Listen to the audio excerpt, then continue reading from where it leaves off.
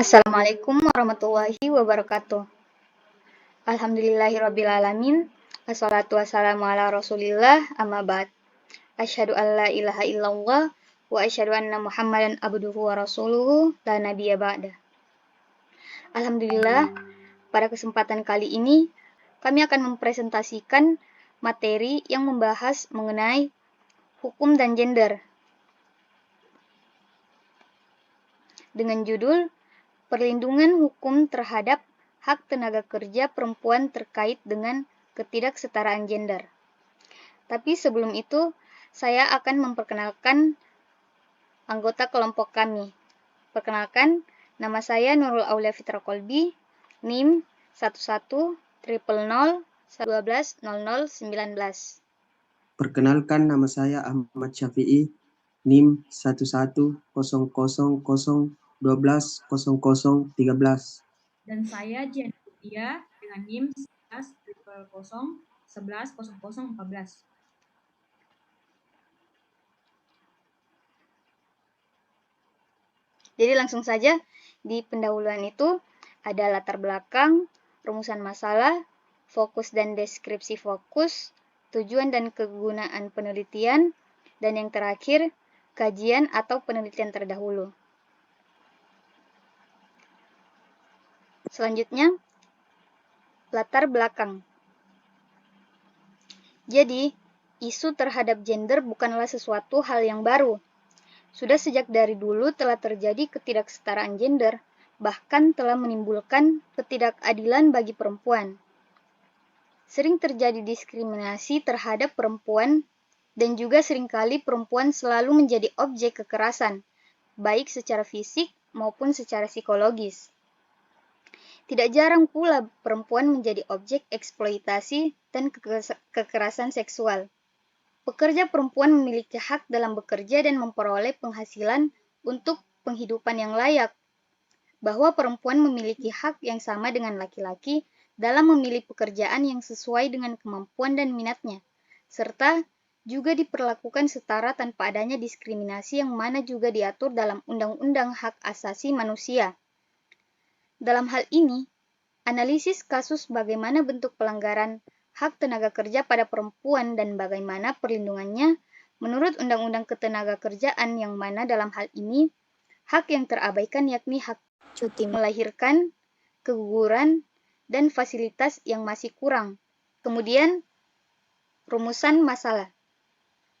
Jadi, dalam rumusan masalah ini kami merumuskan sebanyak 2, yaitu yang pertama, bagaimana perlindungan hukum terhadap hak tenaga kerja perempuan terkait dengan ketidaksetaraan gender di lingkungan kerja. Yang kedua, apakah terdapat hambatan dalam perlindungan hukum hak tenaga kerja perempuan dan bagaimana cara mengatasi masalah tersebut. Selanjutnya, tujuan dan kegunaan penelitian. Yang pertama, untuk mengetahui bagaimana perlindungan hukum terhadap hak tenaga kerja perempuan terkait dengan ketidaksetaraan gender di lingkungan kerja.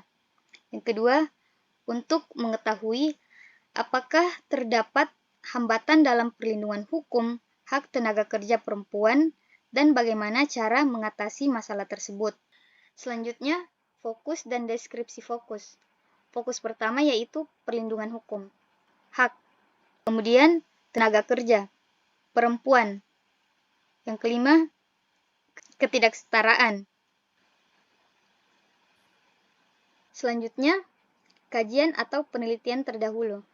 Susiana S. tahun 2019 dalam penelitiannya yang berjudul Perlindungan Hak Pekerja Perempuan dalam Perspektif Feminisme. Aspirasi Jurnal Masalah-Masalah Sosial. Halaman 207 sampai 221.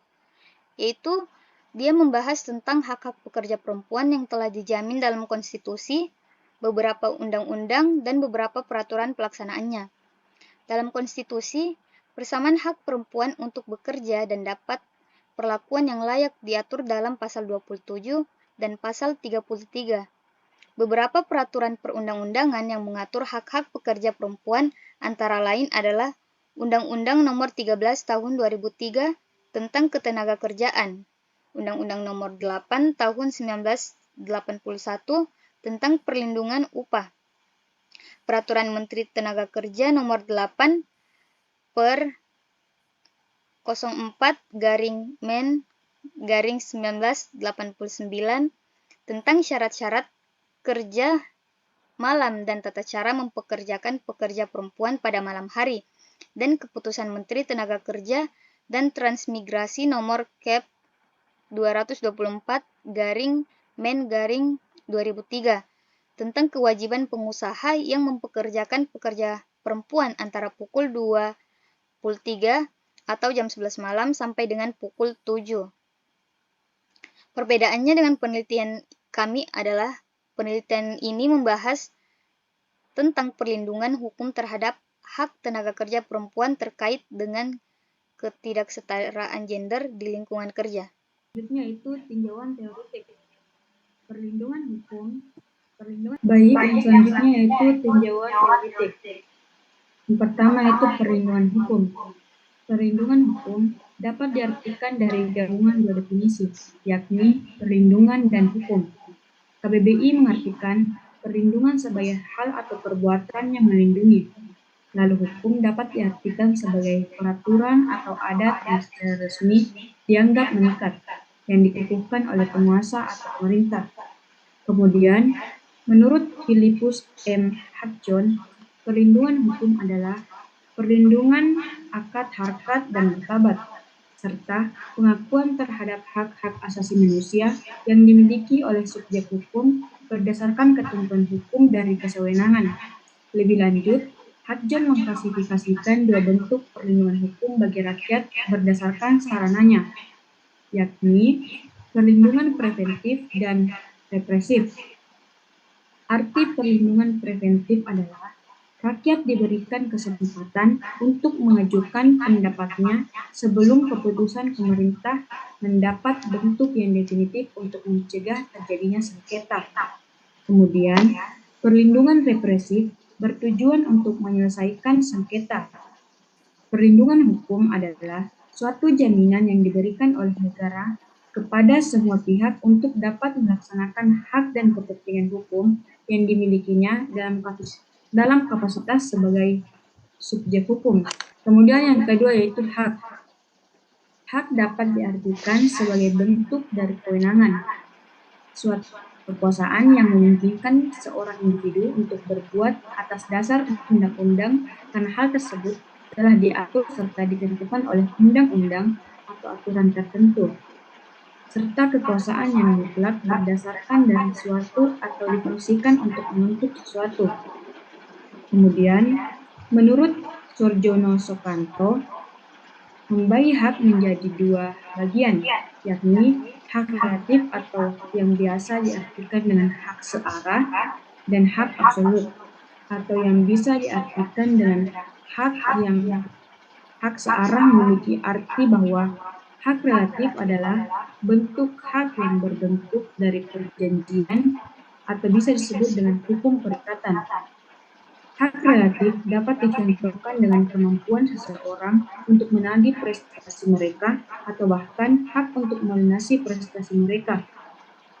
Lalu, sedangkan untuk hak absolut atau hak yang memiliki arah jamak berwujud layaknya sebuah hak yang terdapat dalam sebuah hukum yang diatur oleh negara.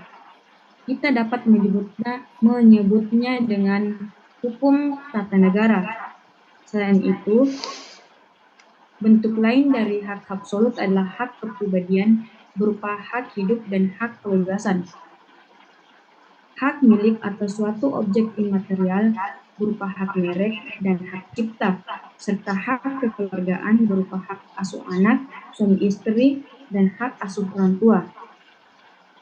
Kemudian yang ketiga yaitu tenaga kerja. Pengertian ketenagakerjaan menurut Undang-Undang Nomor 13 Tahun 2013 adalah segala hal yang berhubungan dengan tenaga kerja sebelum, selama, dan sesudah masa kerja. Nah, tenaga kerja yang dimaksud dalam undang-undang tersebut adalah setiap orang yang mampu melakukan pekerjaan yang menghasilkan barang atau jasa yang berguna bagi dirinya sendiri ataupun masyarakat secara umum. Kemudian, Menurut Dumairi, tenaga kerja merupakan penduduk yang memiliki umur di dalam batas usia kerja. Pemilihan batas umur ini supaya definisi yang diberikan sedapat mungkin menggambarkan kenyataan yang sebenarnya.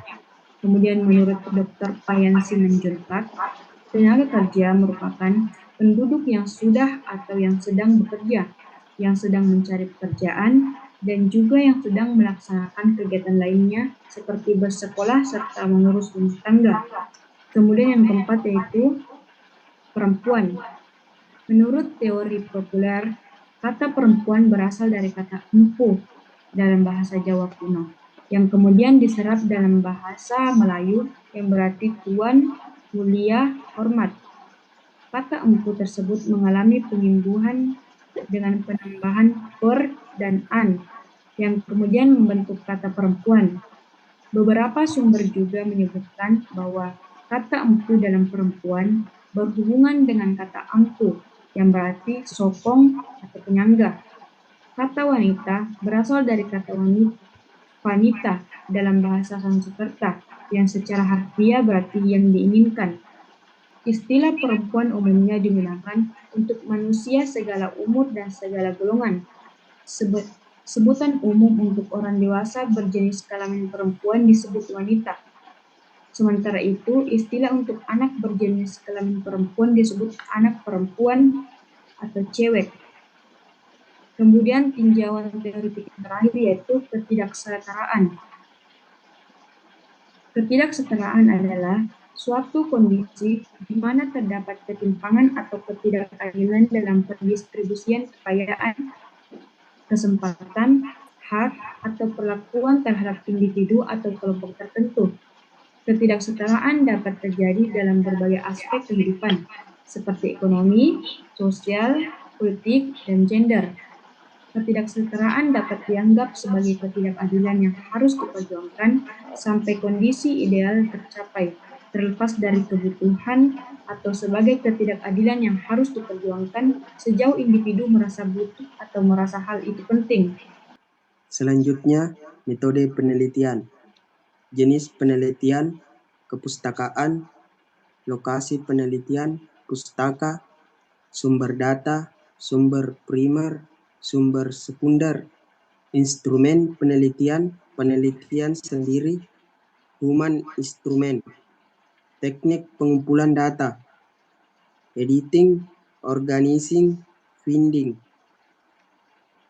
analisis data, deduktif, induktif, interpretatif, komparatif,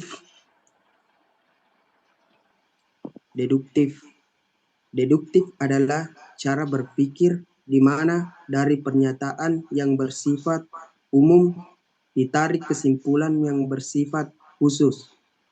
Sedangkan induktif adalah suatu upaya membangun teori berdasarkan data dan fakta yang ada di lapangan. Interpretatif mengacu pada pendekatan atau metode penelitian yang fokus pada pemahaman makna suatu fenomena. Sementara itu, komparatif berarti membandingkan elemen-elemen yang berbeda untuk menarik perbandingan atau kesamaan di antara mereka.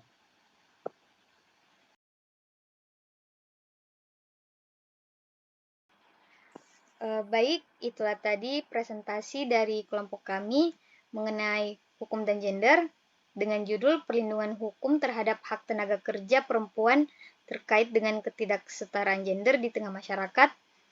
Sekian dari kami. Wassalamualaikum warahmatullahi wabarakatuh.